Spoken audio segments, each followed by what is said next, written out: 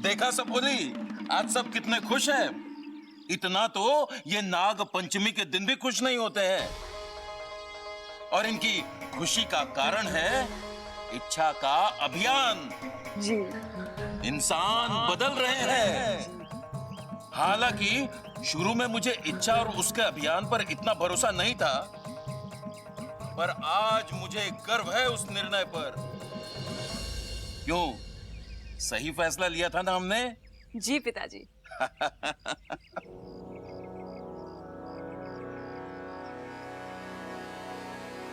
इच्छा का अभियान?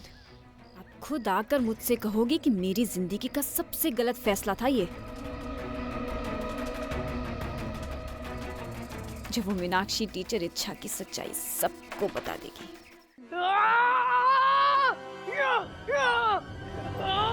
क्या हो अपू, क्या सोच रहा है? किसी ने कुछ कहा क्या? मैं सोच रहा हूँ कि मैं पढ़ाई छोड़ दूँ। क्या क्या कह रहा है तू? कह नहीं रहा हूँ, मैंने फैसला कर लिया है। अब आप ही मुझे बताइए कि मैं क्या करूँ? पहलवानी करूँ, खेती करूँ या ईंटें उठाऊँ? ऐसा कर बेटा, तीनों कर। ईंटें उठाकर खेती करेगा तो अच्छा पहलवान बन जाएगा। अब मजाक कर रही है मेरे साथ? शुरुआत तो तूने की। अब मैंने फैसला कर लिया, मैं स्कूल छोड़ दूंगा। इच्छा, तू ही समझा इसे, पढ़ाई करना कितना जरूरी होता है। हाँ ममता दीदी, ठीक उतना ही जरूरी है जितना दादी जी के लिए चाय जरूरी है। अच्छा हाँ, अच्छा याद दिलाया तूने। मैं जल्दी से जाकर दादी जी के लिए अच्छी चाय बनाती हूँ। जी। ए अपू, तू पढ़ाई क्यों छोड़ना चाहता है? तुम्हारी वजह से। हाँ? मेरी वजह से? तुमने तो मैडम को बड़ी प्यार से समझाया था ना, और उन्होंने तुम्हारा चेहरा भी नहीं देखा। हाँ तो उन्होंने प्रिंसिपल सर से शिकायत कर दिया और मुझे स्कूल से निकाल रहे हैं। ये कैसे हो गया? मैंने तो बड़े प्यार से बात की थी और तेरी मैडम तो बहुत खुश हुई थी वो गिफ्ट को लेकर। उन्होंने भी मुझे बड़े प्यार से बोला है कि कल अपने मम्मी पापा को लेकर आना, और अगर मैं नहीं लेकर गया तो मेरा नाम काट देंगे। अप्पू, हे नागोमी देव, ये कैसे हो गया?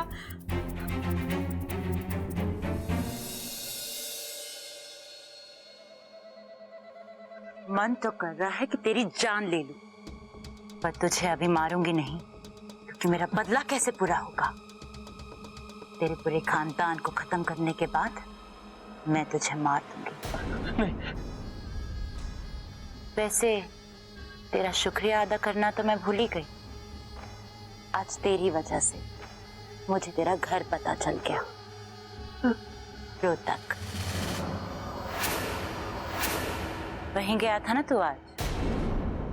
मैं भी अभी वहीं जाऊंगी, अकेले। नहीं। उफ, पता नहीं कितनों की मौत बनकर।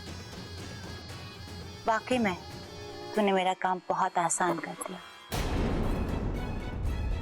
एक छोटे से गांव में एक घर, बस तेरा घर मिलते ही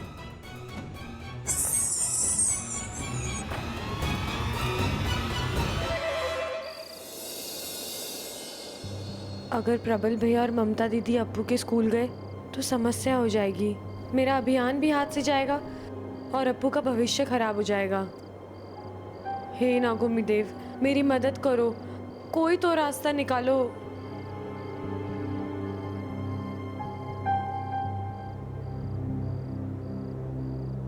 तुम्हें अकेले अकेले क्या कर रही हो?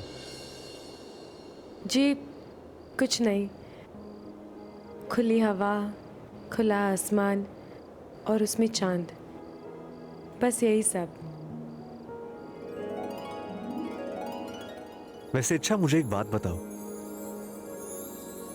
तुम्हें चांद को देख के क्या लगता है? वो मुझे दूध से भरी कटोरी की तरह लगता है। बचपन में जब कटोरी का दूध खत्म हो जाता था तो माँ मुझे चांद दिखाने ले जाती थी और कहती थी एक दिन तू वो वाली कटोरी का दूध पिएगी। कटोरी का दूध? बब्बल जी, मैं मजाक कर रही हूँ, मुझे कहाँ कुछ याद है। मुझे चांद इतना सुंदर लगता है कि बस मैं देखती रहूं। वैसे आपको कैसा लगता है? मुझे चांद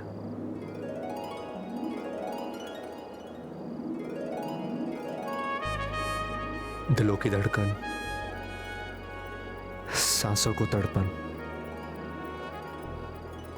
गीत मल्हार, मन का करार, सपनों की चुपन, ऐसा लगता है मुझे। आपको चांद को देख के बीमारी हो जाती है? बीमारी नहीं, प्यार। चांद महबूब का प्रतीक होता है। चांद को देखकर ना दिल को बड़ी खुशी मिलती है। मुझे भी मन करता है जोर से नाचूं। तो नाचो। अब ऐसे कैसे? मतलब अकेले कैसे? अकेले किधर हो? मैं हूं ना। बात तो एक ही हुई ना। आपको इन चीजों की समझ भी है क्या? हाँ, अगर पहलवानी के दांव सीखने होंगे तो मैं आपको जरूर बोलूंगी। एक मिनट। तुमने मुझे नाचते हुए देखा नहीं है? अच्छा, मैं तुमसे बहुत अच्छा नाच लूंगा। क्या तुम्हें मेरी बातों में यकीन नहीं आ रहा? एक मिनट, तुम्हें दिखाता हूं मैं अभी।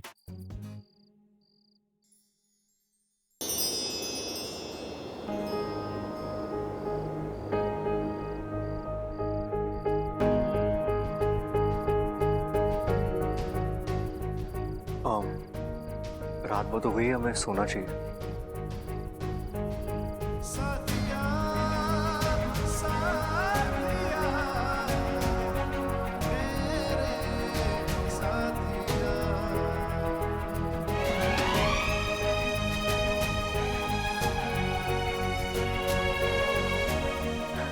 हे नागुमी देव, ये कैसा इम्तिहान ले रहे हो आप मेरा? सबसे पहले तो मुझे अप्पू के लिए कुछ करना पड़ेगा।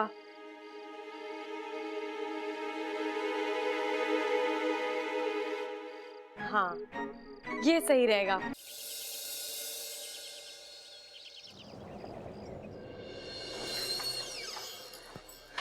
जी नमस्ते, मैं हूं अप्पू का फादर प्रबल और ये है मेरी धर्मपत्नी और अप्पू की मां ममता। जी नमस्ते। नमस्ते। हाय। जी जी।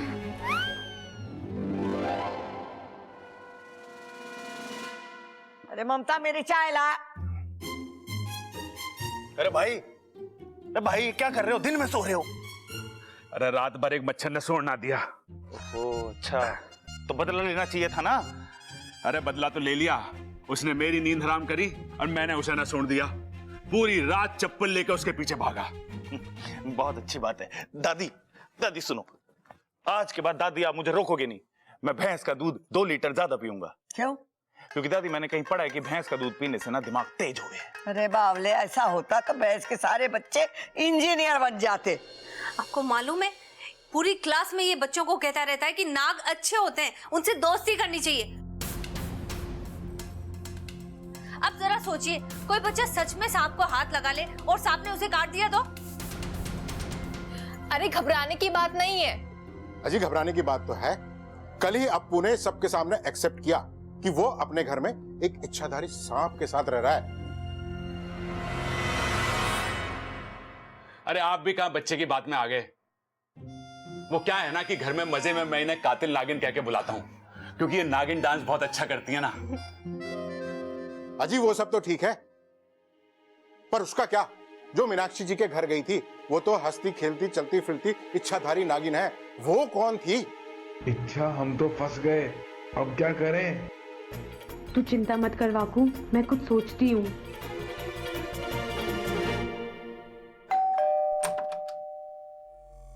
नमस्ते दादी जी। आप कौन? मैं मीनाक्षी। शेषाद्री? मैं मीनाक्षी गुप्ता, अप्पू की क्लास टीचर।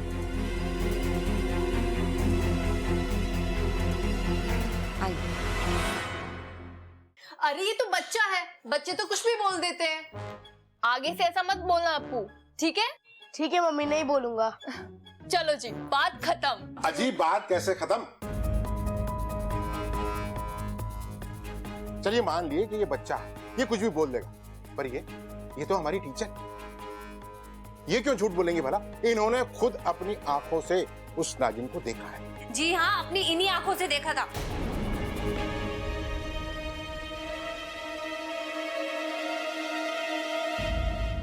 अच्छा, आपने देखा था? हमने भी देखा जी। एक बार हमने इतना बड़ा मेंढक देखा, फिर आंख खुली तो कुछ नहीं था। सपना देखा था जी, सपना। नहीं, वो नागिन ही थी और उसने मुझे गिफ्ट भी दिया था। हे नागुमिदेव, अब क्या करें? साक्षी जी, आप एक काम करिए, वो तोहफा लेकर आइए, तभी इनको पता होगा कि इनके घर में नागिन है। सर, वो गिफ्ट तो मेरे पास नहीं है, नागिन ने वापस ले लिया।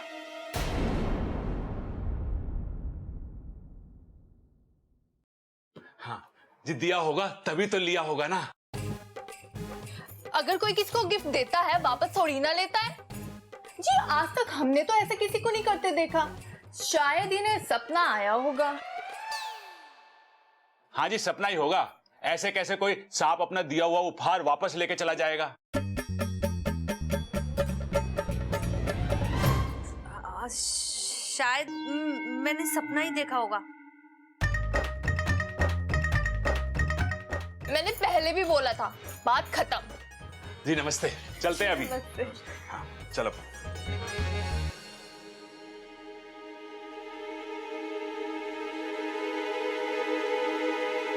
दादी जी, मैंने खुद अपनी आंखों से उस सांप को देखा। पता है, पहले तो वो नागिन बन के आई और फिर एकदम से इंसान बन गई। और पता है क्या कह रही थी? कह रही थी कि वो आपके इस घर में आपके साथ रहती है। दादी जी, पहले तो मुझे इन सब बातों पर विश्वास ही नहीं था, पर अपनी आंखों का देखा कैसे झुठलाऊं? आपके घर में ना वो इच्छाधारी सांप ही रहती है। हाँ, सपना खबरदार रहिए। बस चलती हूँ, नमस्ते।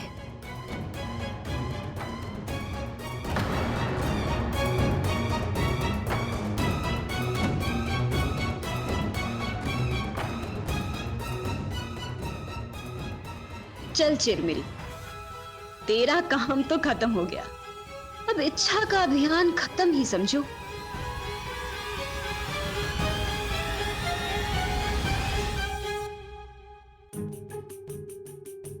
हमारे घर में ये इच्छाधारी नाग कहां से आया होगा? जी अपने घर से ही आया होगा। अरे तुम समझ ना रही? वो हमारे घर में आया है तो इसका मतलब है कि उसका कोई घर भी होगा। तुम समझ रही हो ना मैं क्या कह रहा हूँ? हाँ जी, इसका मतलब तो साफ है, उस बेचारे के घर वाले भी परेशान हो रहे होंगे। हाँ सही कहा। इसका मतलब है उसके घर वालों ने उसे घर से निकाल दिया है। अब हमें यह पता लगाना है कि उसका घर वालों से किस बात पे झगड़ा हुआ होगा। अजी पहले ये तो पता लगा लो, हमारे घर में कौन है इच्छाधारी सांप। हाँ बस वही पता लगाना है, बाकी तो उसी से पूछ लेंगे हम।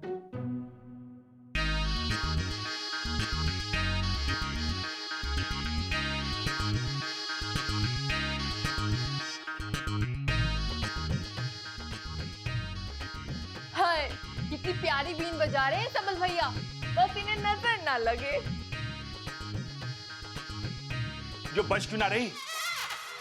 रे बज तो रही है तो ठीक करा इसे। रे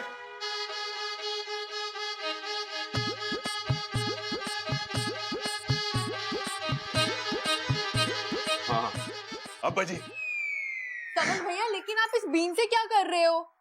मैं देख रहा था कि कहीं आप दोनों में इच्छाधारी नाग तो ना है। अरे सबल तू समझता ना है, नाग को पकड़ना इतना आसान काम ना है। पर मैं तुझे एक ऐसी तरकीब बताऊंगा जिससे हम दोनों उस नाग को पकड़ सकें। चल तू मेरे साथ हैं?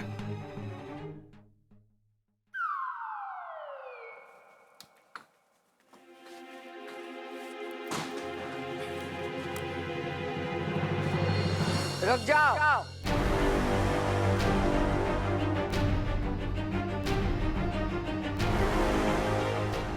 यहाँ आओ हमारे सामने।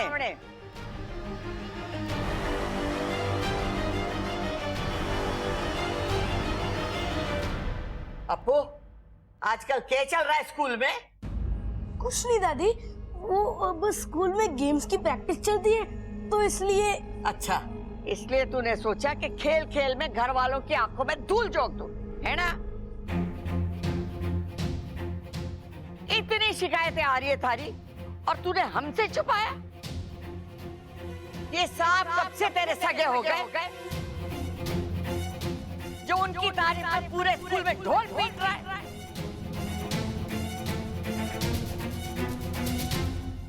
दादी दादी दादी दादी, मैं तो बस लोगों को यही बता रहा था कि सांप अच्छे होते हैं, बुरे नहीं होते हैं। और हमने भी तो उस दिन घर में यही देखा यार। चुप कर। मैं अच्छी तरीके से जानती हूँ कि तुझे ये पट्टियां कौन पढ़ा रहा है।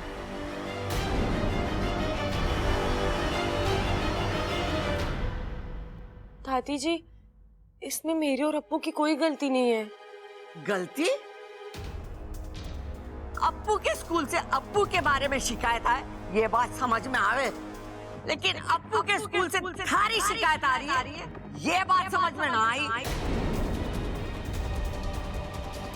बता, क्या कर रही थी अप्पू के स्कूल में तू? दादी को ये सब कैसे पता चला? दादी दादी जी, वो मैं अप्पू के स्कूल से आज मास्टर नहीं आई थी। क्या नाम था उसका? मीनाक्षी। कहीं टीचर ये तो नहीं बता गई कि आज मम्मी और पापा स्कूल गए थे? आज तेरा अभियान खत्म। इच्छा, देख अप्पू, मेरी बात कान खोल के सुन ले। आज के बाद इस घर में या स्कूल में सांपों के बारे में तूने बात की तो अच्छा ना होगा। सॉरी दादी, सॉरी।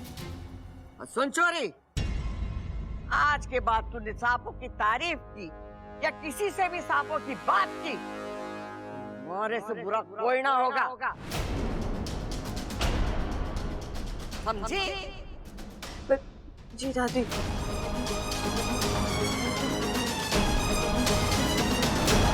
मुझे तो ये समझ नहीं आ रहा है कि मीनाक्षी मैम यहाँ आई तो आई कैसे? वो तो हमारे साथ स्कूल में थी ना। शायद हमसे मिलने से पहले आई हो। नहीं हो सकता, हमसे मिलने से पहले उन्होंने हमारी क्लास ली थी। तो मैडम ने तुम्हें आज भी डांटा? अरे मेरा मतलब है कि उन्होंने हमें पढ़ाया था मैथ्स। ऐसा भी तो हो सकता है कि मैडम हमसे मिलने के बाद यहाँ आई हो। हाँ, ये हो तो सकता है। नहीं हो सकता। अगर हमसे मिलने के बाद आई होती तो प्रबल भैया और ममता दीदी को मिलने की बात तो जरूर बोलती वो। तो मैडम यहाँ आई कब फिर? मुझे तो लगता है मैडम यहाँ आई ही नहीं थी। तो दादी झूठ बोल रही है क्या? नहीं नहीं, दादी झूठ नहीं बोल सकती। तो यहाँ कौन आया था फिर? अरे यही तो समझ नहीं आ रहा है। आखिर यहाँ आया कौन था?